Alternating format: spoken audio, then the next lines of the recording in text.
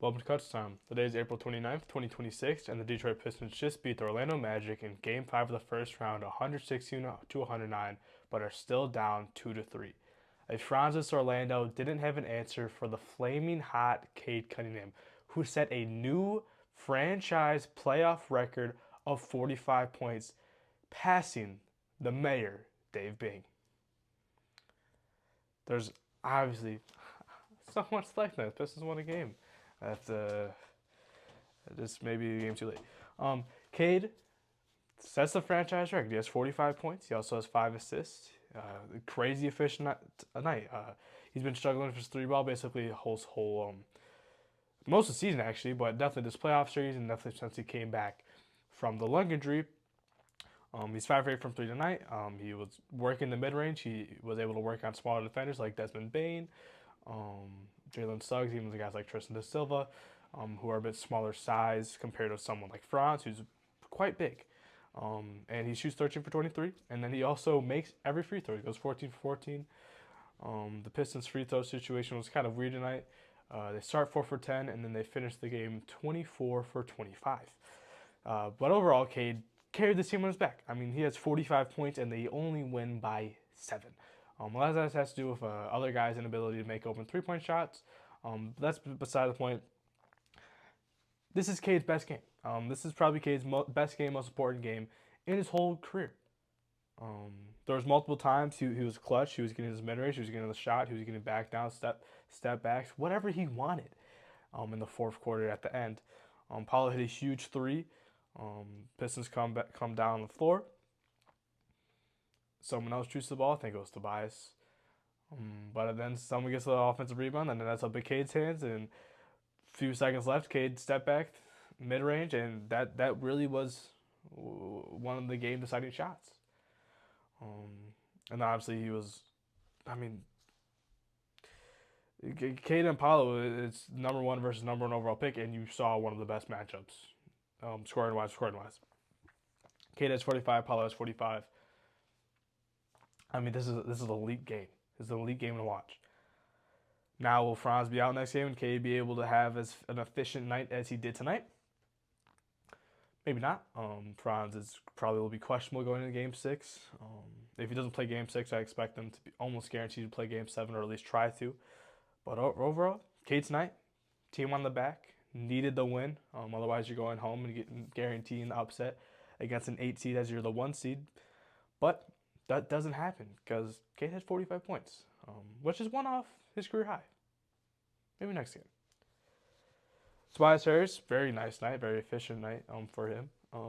He struggled with his efficiency. He struggled from his three-point shot. His three-point wasn't great tonight, but he finishes with 23 points. He gets 8 rebounds, and he makes a 3. He only shoots 3, but he makes 1, which is a big thing because he went 0 for 5 last game. And all of them are open. So it's nice to see him hit 1. And I was surprised he hit 1 because it felt like every time I see him at the three-point line, I'm scared because he's been really bad the entire series. And still 1 for 3 is not great, but it's a lot better than 0 for 5. And his defense was good too. His intensity was good. Again, working that mid-range shot, getting not settling for the 3, but making sure when he wants to score, he's working at that mid-range. He's working that back down on that post game that he's been so efficient at all season. Jalen Duren ties the series highs of 12 points, 9 rebounds in 1 game. He had 11 and 9 in game 2 or 3. He was 11 and 9, maybe game 2. And so it's still not a great game for him overall, but did have a very clutch block, and just was a lot better overall tonight.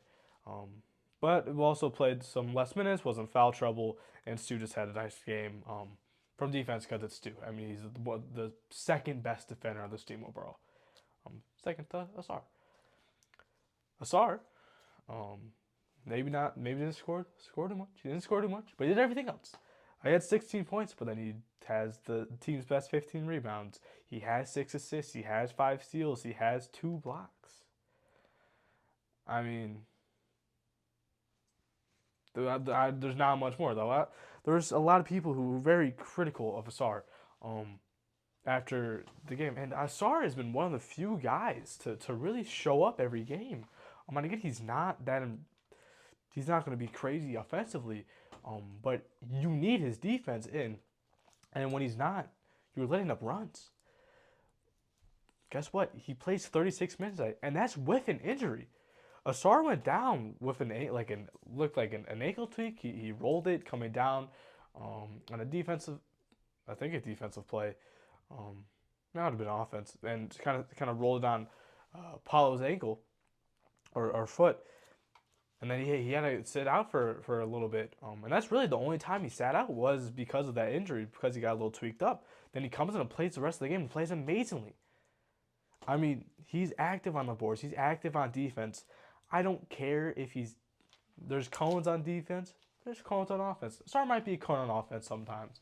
But he was active. I mean, that's all you can ask for. And he's not forcing shots that he shouldn't take. And he's not doing stupid things on offense. He does have some turnovers today. At least one was pretty bad. But overall, it's a SAR. You know what you're going to get. You know the defensive intensity. You know what you can get from him on the glass. You need a SAR. You shouldn't be critiquing a SAR because he doesn't play offense. Yeah, well, he's the best defensive player and one of the best, probably the best wing defender in the whole league.